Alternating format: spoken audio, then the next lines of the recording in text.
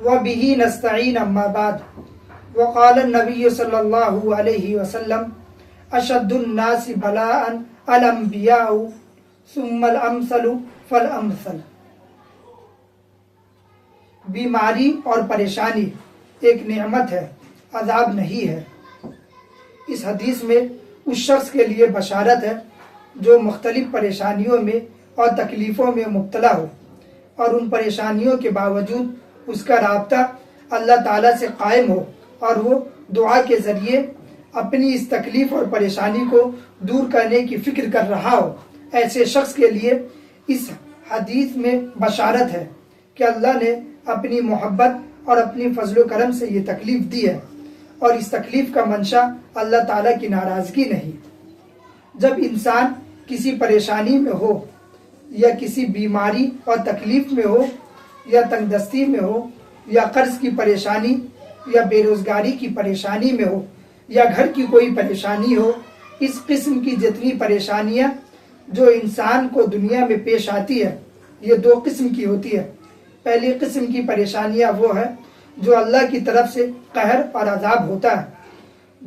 گناہوں کی اصل سزا تو آخرت میں ملے گی، لیکن بعض اوقات اللہ تعالیٰ انسان کو دنیا میں بھی عذاب کا مزہ چکھا دیتے ہیں، جیسا کہ قرآن کریم میں ارشاد ہے وَلَنُذِيقَنَّهُم مِّنَ الْعَذَابِ الْأَدْنَىٰ دُونَ الْعَذَابِ الْأَكْبَرِ لَعَلَّهُمْ يَرْجِعُونَ. آخرت میں جو بڑا عذاب آنے والا ہے ہم اس سے پہلے دنیا میں بھی تھوڑا سا عذاب چکھا دیتے ہیں تاکہ یہ لوگ اپنی بدعمالیوں سے باز آ جائیں. اور دوسری قسم کی تکالیف اور پریشانیاں وہ ہوں جن کے ذریعے بندوں کے درجات بلند ہوتے ہیں اور اس کے درجات کی بلندی اور اس کو اجر و ثواب دینے کے لیے اس کو تکلیفیں دی جاتی ہیں.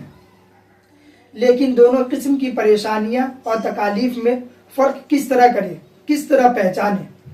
کہ یہ پہلی قسم کی پریشانی ہے یا دوسری قسم کی پریشانی ہے. ان دونوں قسموں کی پریشانیاں اور تکالیف کی علامت الگ الگ ہے. وہ یہ کہ اگر انسان ان تکلیفوں پر اللہ تعالیٰ کی طرف رجوع کرنا چھوڑ دے اور اس تکلیف کے نتیجے میں وہ اللہ تعالیٰ کی تقدیر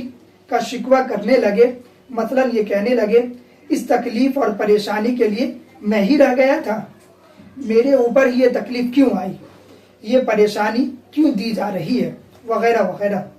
اور اللہ کی طرف سے دیے ہوئے احکامات چھوڑ دے. مثلا پہلے نماز پڑھتا تھا، اب اس تکلیف کی وجہ سے نماز پڑھنا چھوڑ دے. پہلے ذکر و اذکار کے معمولات کا پابند تھا، اب وہ معمولات چھوڑ دے اور اس تکلیف کو دور کرنے کے لیے دوسرے ظاہری اسباب کو اختیار کر رہا ہے، لیکن اللہ تعالیٰ سے توبہ استغفار نہیں کرتا، دعا نہیں کرتا. یہ اس بات کی علامت ہے کہ جو تکلیف اس پر آئی ہے یہ اللہ تعالیٰ کی طرف سے اس انسان پر قہر اور عذاب ہے اور سزا ہے. اللہ تعالیٰ ہر مومن کو اس سے محفوظ رکھے، آمین. اگر تکالیف آنے کے باوجود اللہ تعالیٰ کی طرف رجوع کر رہا ہے اور دعا کر رہا ہے یا اللہ میں کمزور ہوں، اس تکلیف کو برداشت نہیں کر سکتا، یا اللہ مجھے اس تکلیف سے اپنی رحمت سے نجات دے دیجئے، اور دل کے اندر اس تکلیف پر شکوہ نہیں ہے، وہ اس تکلیف کا احساس تو کر رہا ہے، رو بھی رہا ہے، رنج اور غم کا اظہار بھی کر رہا ہے، لیکن اللہ کی تقدیر پر شکوہ نہیں کر رہا، بلکہ اس تکلیف میں پہلے سے زیادہ اللہ کی طرف رجوع کر رہا ہے، پہلے سے زیادہ نمازیں پڑھ رہا ہے، پہلے سے زیادہ اللہ سے دعائیں مانگ رہا ہے، تو یہ اس بات کی علامت ہے کہ یہ تکلیف اللہ کی طرف سے بطور ترقی درجات کے ہے، اور یہ تکلیف اس کے لیے اجر و ثواب کا باعث ہے، اور یہ تکلیف بھی اس کے لیے رحمت ہے، اور یہ انسان کے ساتھ اللہ کی محبت کی دلیل اور علامت ہے. اب سوال پیدا ہوتا ہے کہ جب کسی کو دوسرے سے محبت ہوتی ہے تو وہ اس محبت میں اس کو آرام پہنچایا جاتا ہے، راحت دی جاتی ہے. جب اللہ تعالیٰ کو اس بندے سے محبت ہے تو اسے کو آرام پہنچانا چاہیے، تو اللہ اس کو تکلیف کیوں دے رہے ہیں؟ تکلیف کیوں دے رہے ہیں؟ اس کا جواب یہ ہے کہ اس دنیا میں کوئی انسان ایسا نہیں جس کو کبھی کوئی تکلیف نہ پہنچی ہو، کوئی پریشانی نہ ہوئی ہو، چاہے وہ بڑے سے بڑا نبی اور پیغمبر ہو، ولی اور صوفی ہو، یا بادشاہ ہو یا سردار ہو. ایسا نہیں ہو سکتا کہ وہ دنیا میں تکلیف کے بغیر زندگی گزارے، اس لیے کہ یہ عالم یعنی دنیا اللہ تعالیٰ نے ایسی بنائی ہے کہ اس میں غم اور خوشی، راحت اور تکلیف سب ساتھ ساتھ چلتے ہیں. خالص خوشی اور راحت کا مقام دنیا نہیں ہے، بلکہ وہ عالم جنت ہے، جس کے بارے میں فرمایا لا خوف علیہم ولا هم یحزنون، یعنی وہاں نہ کوئی خوف ہے اور نہ کوئی غم ہے۔ اصل خوشی اور راحت کا مقام وہ ہے۔ دنیا تو اللہ تعالیٰ نے بنائی ہی ہے اسی لیے کہ اس میں کبھی خوشی ہوگی کبھی غم، کبھی سردی ہوگی کبھی گرمی ہوگی، کبھی دھوپ ہوگی کبھی چھاؤں ہوگی، کبھی ایک حالت ہوگی کبھی دوسری حالت ہوگی۔ لہذا یہ ممکن نہیں کہ کوئی شخص اس دنیا میں بے غم ہو کر بیٹھ جائے۔ حضرت حکیم الامت رحمہ اللہ نے اپنے مواعظ میں قصہ لکھا کہ ایک شخص کی حضرت خضر علیہ السلام سے ملاقات ہوئی۔ اس شخص نے حضرت خضر علیہ السلام سے کہا حضرت میرے لیے یہ دعا کر دیجئے کہ مجھے زندگی میں کوئی غم اور تکلیف نہ آئے اور ساری زندگی بے غم کے گزر جائے۔ حضرت خضر نے فرمایا یہ دعا تو میں نہیں کر سکتا، اس لیے کہ غم اور تکلیف تو آئے گی، البتہ ایک کام کر سکتا ہوں، وہ یہ کہ تم دنیا میں ایسا آدمی تلاش کرو جو تم میں سب سے زیادہ کم غم والا نظر آئے، پھر مجھے اس شخص کا پتہ بتا دینا، میں اللہ سے یہ دعا کروں گا کہ اے اللہ تمہیں اس جیسا بنا دے۔ وہ شخص بہت خوش ہوا، چلو ایسا آدمی تو مل جائے گا جو بہت زیادہ آرام اور راحت میں ہوگا، میں اس جیسا بننے کی دعا کروا لوں گا۔ اب تلاش کرنے کے لیے نکلا، کبھی ایک آدمی کے بارے میں فیصلہ کرتا کہ اس جیسا بننے کی دعا کراؤں گا، پھر دوسرا آدمی اس سے زیادہ دولت مند نظر آتا تو وہ فیصلہ بدل دیتا، نہیں اس جیسا بننے کی دعا کراؤں گا۔ غرض کافی زمانے تک تلاش کرنے کے بعد اس کو ایک ایسا جوہری ملا جو سونا اور چاندی اور جواہرات اور قیمتی پتھر کی تجارت کرتا تھا۔ بہت بڑی اور آراستہ اس کی دکان تھی، بہت ہی بڑا عالیشان محل تھا، بہت ہی قیمتی اور اعلیٰ قسم کی سواری تھی، نوکر چاکر خدمت میں لگے ہوئے تھے۔ اس کے بیٹے بڑے خوبصورت اور نوجوان تھے۔ ظاہری حالات دیکھ کر اس نے اندازہ لگایا کہ یہ شخص بڑے عیش و آرام میں ہے۔ اس نے فیصلہ کر لیا کہ میں جیسا بننے کی دعا کراؤں گا۔ جب واپس جانے لگا تو خیال آیا کہ اس شخص کی ظاہری حالت تو بہت اچھی ہے، کہیں ایسا نہ ہو کہ اندر سے کوئی بیماری اور پریشانی میں مبتلا ہو جس کی وجہ سے میری موجودہ حالت بھی ختم ہو جائے۔ اس لیے اس نے اس شخص کے جا کر پوچھا کہ وہ کس حالت میں ہے، تو چنانچہ وہ شخص اس شخص کے پاس گیا، پوچھا کہ تم بڑے عیش و آرام میں زندگی گزار رہے ہو، دولت کی ریل پیل ہے، نوکر چاکر لگے ہوئے ہیں، تو میں تم جیسا بننا چاہتا ہوں، کہیں ایسا تو نہیں کہ تمہیں اندر سے کوئی بیماری اور پریشانی لاحق ہو اور کسی بیماری اور مصیبت میں تم مبتلا ہو۔ وہ جوہری شخص کو اکیلے میں لے گیا اور اس نے کہا کہ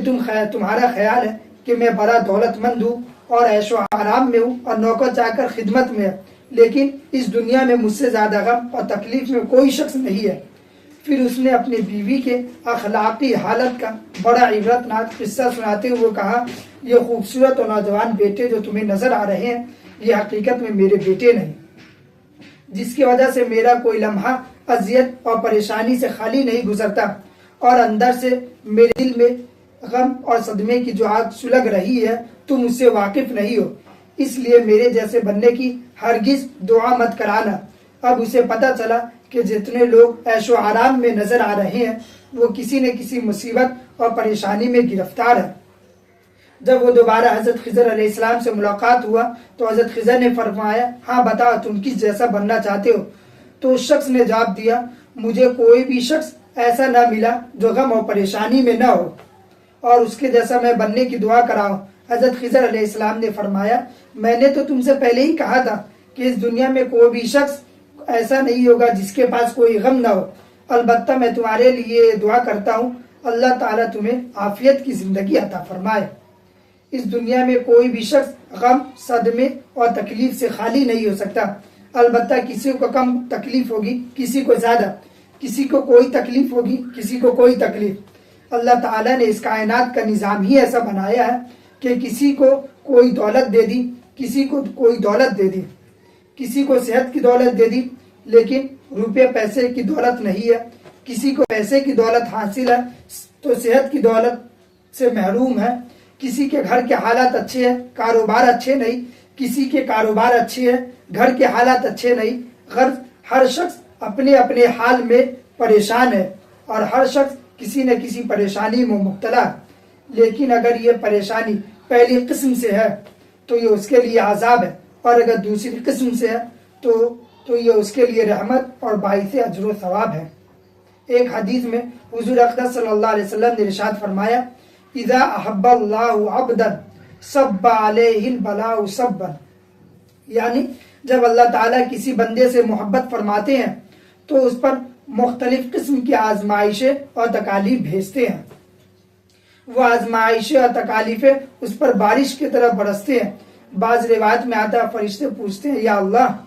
یہ تو آپ کا محبوب بندہ ہے، نیک بندہ ہے، آپ سے محبت کرنے والا ہے، تو پھر اس بندے پر اتنے آزمائشیں اور تکالیفیں کیوں بھیجی جا رہی ہے؟ جواب میں اللہ تعالیٰ فرماتے ہیں، اس بندے کو اسی حال میں رہنے دو، اس لیے کہ مجھے یہ بات پسند ہے کہ میں اس کی دعا کی اور اس کی گریہ وزاری کی اور آہ و بکا کی آواز سنوں۔ یہ حدیث اگرچہ سند کے اعتبار سے ضعیف ہے، لیکن اس کے معنی کی متعدد حدیث آئی ہے۔ مثلا ایک حدیث میں اللہ تعالیٰ فرشتوں سے فرماتے ہیں، میرے بندے کے پاس جاؤ اور اس کو آزمائش میں مبتلا کرو، اس لیے کہ میں اس کی آواز اور اس کی آہ و بکا اور اس کی گریہ وزاری سننا پسند کرتا ہوں۔ بات وہی ہے کہ دنیا میں تکالیف اور پریشانی آنی ہے تو اللہ تعالیٰ فرماتے ہیں، میرا محبوب بندہ ہے، میں اس کے لیے تکلیف کو دائمی راحت کا ذریعہ بنانا چاہتا ہوں، اور اس لیے میں اس کو تکلیف بھیج رہا ہوں تاکہ اس کا درجہ بلند ہو جائے، اور جب آخرت میں میرے پاس پہنچے تو گناہوں سے بالکل پاک و صاف ہو کر پہنچے۔ اس لیے میں اپنے محبوب اور اپنے پیارے بندوں کو تکالیف اور پریشانیاں عطا فرماتا ہوں تاکہ ان کے درجات بلند ہو جائیں اور ان کو پہلے جہنم میں اپنی غلطی کی وجہ سے نہ جانا پڑے۔ اس سلسلے میں مزید اور گفتگو انشاءاللہ اگلی ویڈیو میں بیان کی جائے گی۔ وآخر دعوانا ان الحمدللہ رب العالمین۔